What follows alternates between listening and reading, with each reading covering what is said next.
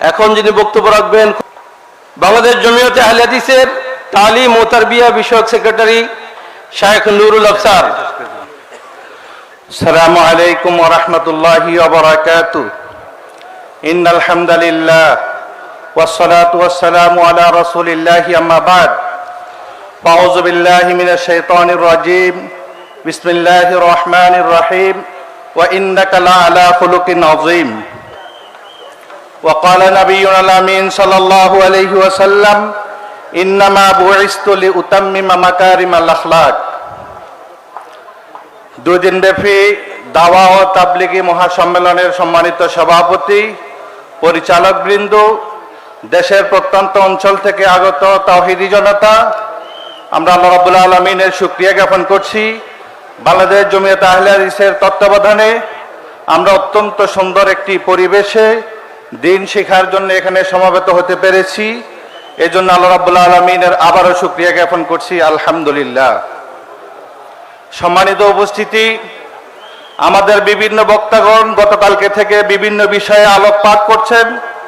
আমরা আশা করছি আপনারা অত্যন্ত মনোযোগ সহকারে সেই আলোচনা শুনেছেন এবং সেটাকে ধারণ করে ভবিষ্যৎ জীবনে সেটাকে বাস্তবায়ন করবেন, সে আশাই জমিয়তে আহলে হাদিস আপনাদের কাছে প্রত্যাশা করে।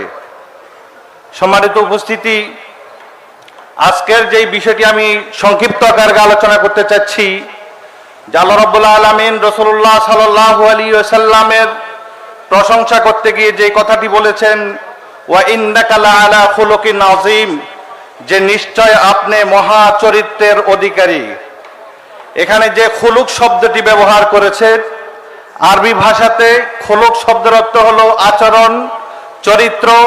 সেটি দুইটি ভাবে হতে পারে।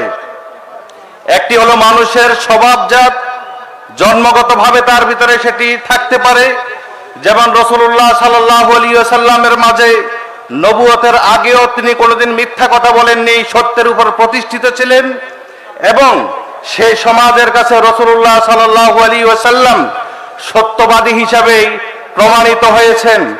কাফেররা রাসূলুল্লাহ সাল্লাল্লাহু আলাইহি ওয়াসাল্লামের ব্যাপারে বলছেন, ওয়ামা জাররাবনাকা ইল্লা সাদিকান, আমরা আপনাকে যতগুলা পরীক্ষা করেছি প্রত্যেকটা পরীক্ষাতে আপনাকে আমরা সত্যবাদী হিসাবে পেয়েছি।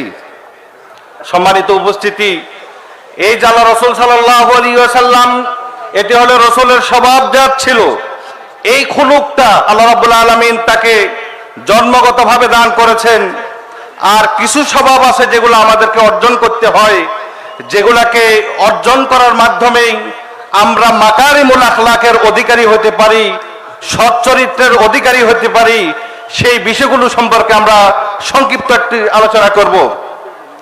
আল্লাহ রাসূল সাল্লাল্লাহু আলাইহি ওয়াসাল্লাম বলছেন, কিয়ামতের দিন মানুষ যখন মারা যাবে, মানুষের আমলনামাগুলো যখন মিজানে ওজন করা হবে, সেই আমলের ভিতরে সবচাইতে যে ভারী আমলটি সবচাইতে বেশি ভারী হবে সেটি হলো সদাচরণ।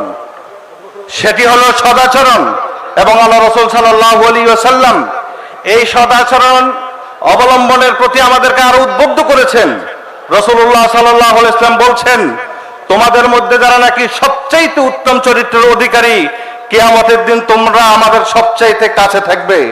সম্মানিত উপস্থিতি, এই জন্যই আমাদেরকে সদাচরণী হতে হবে। আমরা যারা সেই সদাচরণী হতে পারি, মাকারিমুল আখলাকের অধিকারী হতে পারি, আল্লাহ রাব্বুল আলামিন আমাদের সকলকে সে তৌফিক দান করুক। আমিন। ওয়া আখির দাওয়ানা আলহামদুলিল্লাহি রাব্বিল আলামিন।